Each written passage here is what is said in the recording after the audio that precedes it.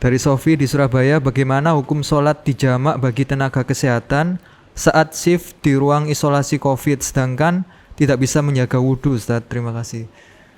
Ya, jamak ya sholat pada dasarnya kita tahu bahwa sholat itu dilaksanakan pada waktunya. Ya, dilaksanakan pada waktunya. Inna sholata kanat 'alal mu'minina kitabam mauquta. Sesungguhnya sholat ya itu adalah kewajiban yang sudah ditentukan waktunya. Ya. Jadi pada dasarnya hendaknya kita sebagai seorang muslim melaksanakan sholat itu pada waktunya masing-masing. Karena orang kalau dia menjamak dan tidak ada hajat, itu berarti melaksanakan sholat bukan pada waktunya. Orang misalkan sholat duhur dan sholat asar, padahal nggak ada hajat, kemudian dia menjamak, itu berarti dia melaksanakan sholat asarnya bukan pada waktunya, kan gitu. Jadi pada dasarnya orang tidak boleh ya menjamak kecuali kalau memang ada hajat, ya, karena itu berarti tidak sholat pada waktunya masing-masing. Padahal kita diperintahkan oleh Allah SWT sholat pada waktunya masing-masing. Taib. Kalau memang ada hajat, kebutuhan, ya maka tidak mengapa. Makanya kaidah para ulama bahwa patokan qashar itu adalah karena safar. Dan patokan jamak itu karena hajah, kebutuhan. Jadi kalau memang ada kebutuhan, baik karena safar atau sakit, ya, atau hal-hal yang lain yang mendesak, ya maka diperbolehkan. Bahkan karena hujan, ya kita diperbolehkan untuk menjamak sholat. Jadi jamak itu lebih luas daripada qashar. Ya, bukan suatu paket. Kalau qashar mesti jamak, kalau jamak mesti qashar, enggak. Ya, kalau qashar itu urusannya sama kalau safar saja. Berbeda kalau jamak itu lebih luas. Ya, kebutuhan yang memang mendesak maka diperbolehkan untuk menjamak.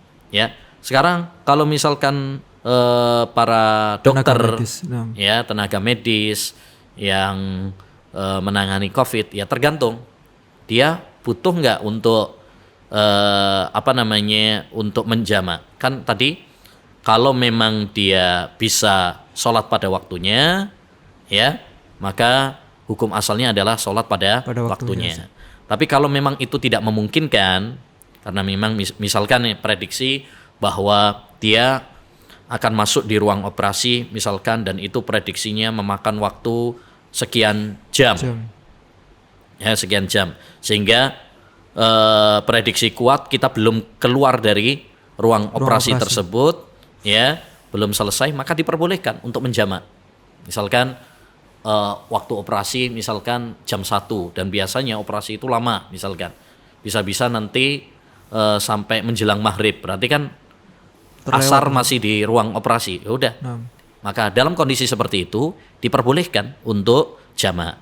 Tapi kalau memang misalkan tidak membutuhkan untuk jamak, ya karena misalkan ini perkiraannya sebentar, cuman 1 jam, nanti insya Allah sholat asar masih bisa nututi waktunya, ya maka sebaiknya adalah sholat tepat pada waktunya, ya jangan dijamak. Jadi intinya ini lihat kondisi, kondisi, lihat kebutuhan, apakah memang dibutuhkan jamak ataukah tidak, ya karena itu berbeda-beda. Jadi tidak bisa kita pukul rata boleh menjamak, dan tidak bisa kita juga pukul rata nggak boleh menjamak, karena itu tergantung kepada kondisi masing-masing, ya tenaga medis, ya itu tergantung keadaannya. Ya kalau memang keadaan memungkinkan untuk tidak menjamak, maka hukum asalnya adalah sholat pada waktunya masing-masing. Tapi kalau memang harus menjamak karena kebutuhan, ya maka tidak mengapa. Nah, Ustaz,